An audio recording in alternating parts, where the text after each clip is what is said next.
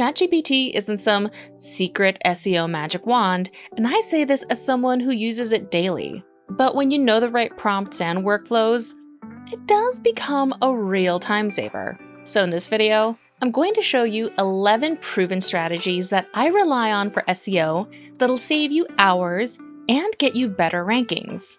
So one of the main things I use ChatGPT for is to generate seed keyword ideas. This is where most key research starts. You need that main topic to build from. So let's say you run a blog about indoor gardening. The obvious keywords are going to be things like indoor gardening or best indoor plants, right? But ChatGPT can go deeper. I'll ask something like, I have a business focused on indoor gardening. What seed keywords from my niche should I explore? And it'll come back with ideas I didn't think of. But, and this is important, you have to verify these with an actual keyword tool like the SEMrush Keyword Magic tool. ChatGPT can't give you real search volume or keyword difficulty. It'll sometimes just make stuff up. I typically choose a few keywords that make sense to me from ChatGPT's suggestions, then I use SEMrush to check real, updated data on those keywords. You can use this generalized version of my prompt for any niche. So use ChatGPT for ideas, then validate with real data. Now once you've got those seed keywords, the next question is, what do people actually want when they search for this stuff? That's where search intent comes in. Most keywords have intent behind them: informational, navigational, transactional, and commercial.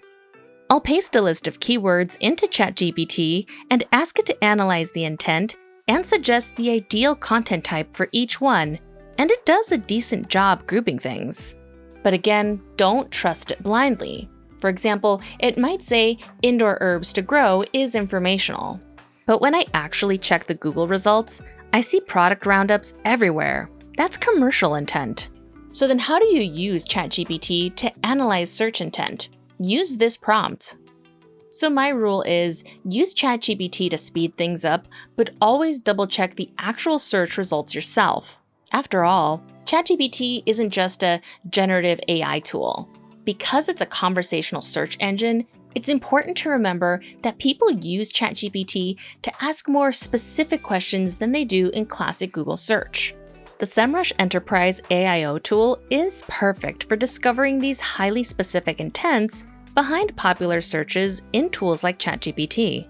Plus, you get a metric ton of deep insights about your brand visibility and sentiments driving AI responses linked with your mentions.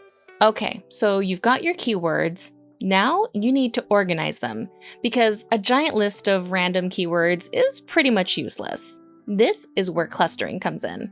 You'll need to think about the search intent for each keyword on your list and how each one fits with your main topic. I regularly use ChatGPT to assist with this. It's one of the areas where LLM tools like ChatGPT do a pretty good job.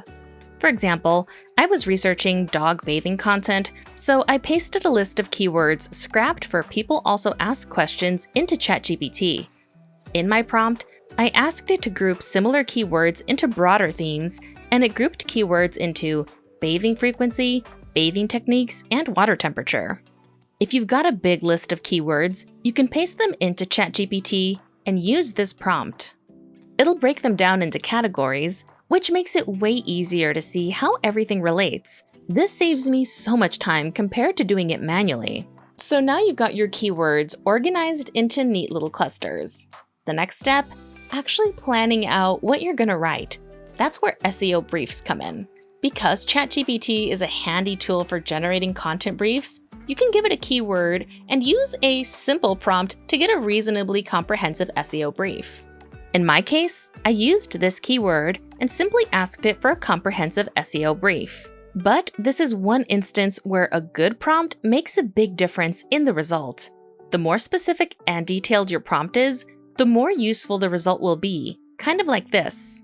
Now, the search volume estimates it gives aren't too far off from the real numbers, but you can use a tool like the SEMrush Keyword Overview tool to verify the actual search volume. Where ChatGPT really shines is giving you a solid structure to start from. It can give you suggestions for ideal content format, suggested titles, and meta descriptions. The related keyword it suggests are usually pretty diverse and relevant, covering subtopics you'd need to rank on competitive terms. Just don't expect it to tell you about search features. For that, you'll still need an SEO tool like SEMrush. Okay, so you've got your brief and you've got your outline, but before you write anything, or maybe after you've written, you need to make sure your content actually demonstrates expertise. This is where EEAT comes in. EEAT stands for experience, expertise, authority, and trustworthiness. And Google cares a lot about this, especially for important topics. It determines how search quality raters and the Google algorithm assess the quality or helpfulness of a piece of content. So what I do is download Google's actual EEAT guidelines as a PDF and upload it to ChatGPT, and then use this prompt. Then I upload my article and use this second prompt. It scores it all across 4 factors with specific feedback. It's basically like having a content auditor on standby. Now let's talk about the elephant in the room. Actually writing that content. Can ChatGPT do that for you? Can it write full articles? Sure. Should you publish them as is? Absolutely not. Even with a detailed brief, the output is usually pretty generic surface level stuff.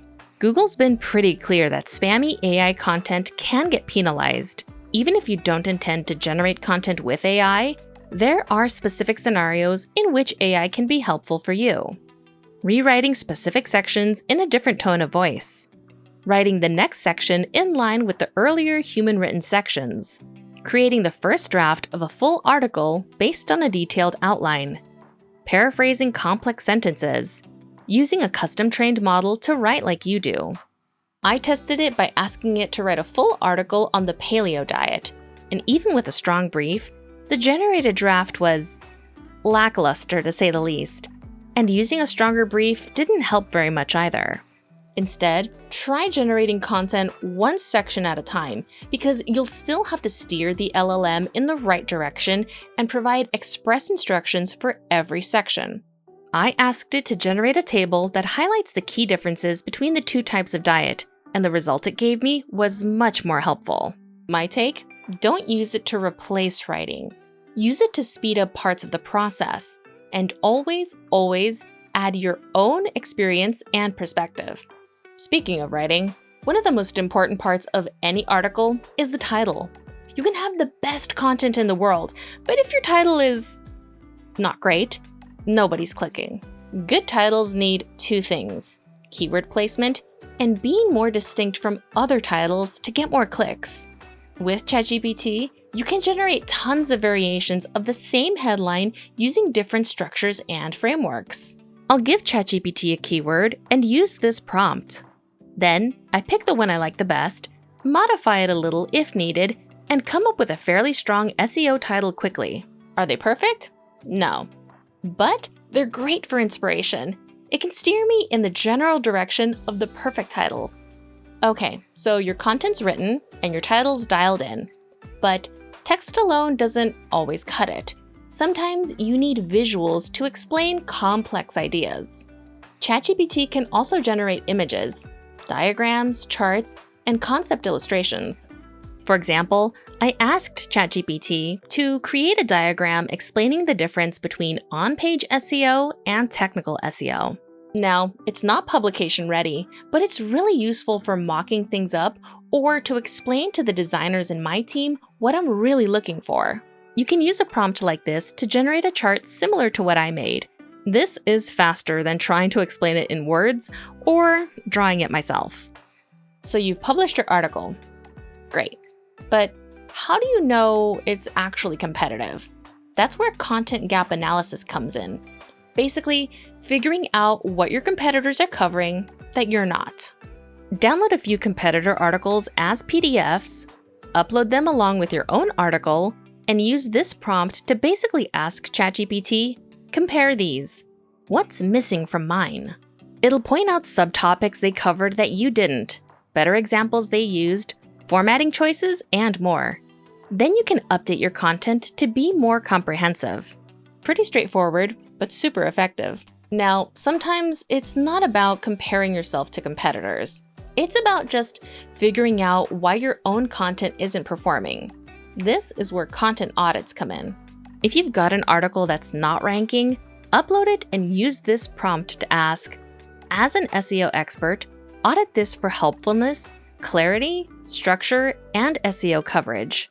It'll flag things like unclear sections, missed subtopics, poor formatting, weak intros, lack of examples, basically a copywriting checklist. It doesn't always catch every issue, but it gives you good feedback, which is a solid starting point for improvements.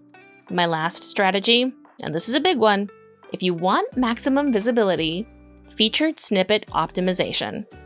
Featured snippets are those answer boxes at the top of Google. They get way more clicks. Ranking in a featured snippet will dramatically increase the likelihood you'll get clicks for that search. I use ChatGPT to help me create content that is more likely to get a snippet by using a prompt like this. Most snippets are short and direct, around 40 to 60 words in length, so keeping it concise is key. Then, I add the rewritten section to my article under a clear question heading. Has it worked? Yeah, multiple times for our team here at Exploding Topics. Now that you've seen how I use ChatGPT to speed up SEO, what if you had AI tools built specifically for ranking higher and faster across Google and even AI search engines? Be sure to watch this video next to see the best AI tools of 2025 and which ones are actually worth it. And if you like this video, be sure to give it a thumbs up and subscribe to our YouTube channel so you can keep up with what's trending and get the inside scoop on the next big trend before everyone else. Thanks for watching, and we'll see you next time.